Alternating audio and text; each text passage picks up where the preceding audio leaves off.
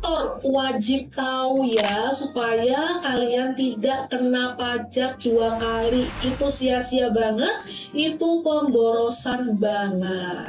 Bis, kenapa kok aku adain sharing session di video kali ini? Ya karena sering banget aku temuin klien-klien aku yang sudah terlanjur membayar pajak penghasilan itu 2 kali. Loh, gimana kok bisa 2 kali? Gimana ceritanya? Well, karena as we know, jasa konstruksi dan segala macam turunannya itu merupakan objek pajak PPh final. Yang namanya final artinya dia akan menghitung tarif pajaknya itu berdasarkan SBU atau sertifikat badan usaha yang dimiliki oleh kontraktor-kontraktor ini. Ada kecil, menengah, dan besar. Ya, nah masing-masing tarifnya berbeda. Contohnya aja, ada yang tarif di klienku saat ini 1,65%. Nah, ketika dia menerima penghasilan dari kliennya atau dari pengguna jasa konstruksi ini, maka otomatis si klien akan memotong PPh final jasa konstruksi ini sebesar 1,65% dari nilai kontrak. Nah, apa jadinya kalau misalnya si kontraktor ini tidak paham pajak?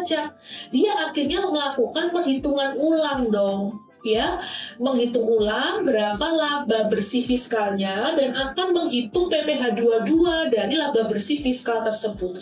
Padahal aslinya dia tidak perlu melakukan itu karena yang namanya sudah dipotong oleh klien 1,65%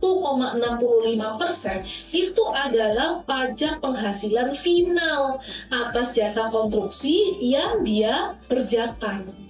Gitu ya, sehingga ya udah kewajiban perpajakan dia yang lain dia hanya tinggal melaporkan aja, laporkan berapa laporan keuangan dia, neraca dia di dalam laporan keuangan dan di PNL atau profit and loss report itu kan pasti ada tuh berapa omset yang dia peroleh sepanjang tahun berjalan ini gitu ya, dan nanti harus di-match-kan dong dengan tarif 1,65% ini. Dia harus meminta dipotong dong dari customer-customernya dia supaya dia tidak perlu membayar lagi. Dan enaknya teman-teman pengusaha kontraktor itu dia sudah tidak perlu lagi melakukan perhitungan laba fiskal karena penghasilan dia itu sudah dianggap penghasilan final. Ya udah, yang dia bayarkan PPh itu hanya yang sebesar 1,65% yang dipotong oleh customer tersebut. Itu ya. Nah, lalu kalau sudah seperti itu bagaimana? Apa nih kewajiban pajak lain lagi yang harusnya para kontraktor ini tahu? Ya, dari pengalaman ya, saat ini di dalam accounting hack itu kita udah handle 3 klien kontraktor sekarang yang lagi on hand sama kita. Nah, pengalaman kita dalam mendampingin para klien-klien kontraktor ini adalah mereka tidak aware terhadap kewajiban mereka untuk memotong vendor-vendor jasa mereka. Misal nih, mereka menyewa eskavator. Nah, itu ada biaya sewanya. Nah, itu mereka tidak potong PPh 23 atas sewa eskavator tersebut. Atau mungkin mereka menyewa suatu subkontraktor ya untuk melakukan pekerjaan kecil, misal untuk finishing misalnya, itu disubkonkan kepada orang lain. Nah, itu juga mereka lupa belum memotong PPh 21 atau 23-nya. Ini menjadi sumber temuan pajak loh teman-teman. Karena memang kenyataannya di lapangan sana sumber temuan-temuan DJP terhadap pengusaha kontraktor ini adalah kewajiban memotongnya dia, ya, termasuk PPh 21 atas tukang-tukang dan mandor-mandor. Ini juga sering lupa, tidak pernah dilakukan pemotongan, ya, dan itu sangat-sangat tidak efektif ya teman-teman ya, karena memang terdapat banyak obstacle di sini gitu, banyak kewajibannya gitu kan untuk melakukan pemotongan PPh 21 ini ya. Oleh karena itu teman-teman yang pengusaha kontraktor harap berhati-hati dalam menjalankan kewajiban perpajakannya. Pastikan nomor 1, kalian sudah memotong PPh 21 atas semua karyawan, tukang maupun mandor. ya.